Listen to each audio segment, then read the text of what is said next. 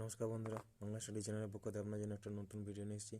ভিডিওটিতে mental ability test সম্পর্কে আলোচনা করব। এটা রিজনিংয়েরই একটা পার্টস, তো এটা কোয়েশ্চেন থেকে তুলে ধরছি। তো বেশি কথা না বলে চলুন শুরু করি, আর ভিডিওটি আপনারা শেষ পর্যন্ত ওয়াচ করবেন।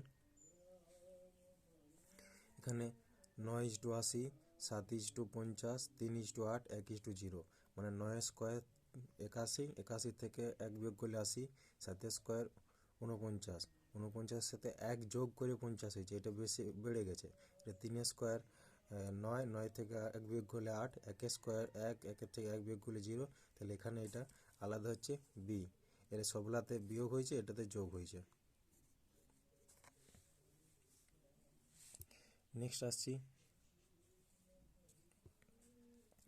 594, 671, 790, 891, মানে 5 আর 4 গুণ যোগ করলে 9 হয়েছে, 6 আর 1 যোগ করলে 7 হয়েছে, মানে দুটো ধারে দুটো যোগ করে মাঝেরটা হয়েছে। তাহলে 8 আর 1 যোগ করলে 9 হয়েছে, 7 আর 0 যোগ করলে কত 7 হতো, কিন্তু এখানে 9 হয়েছে, এটা অপশান সি হবে।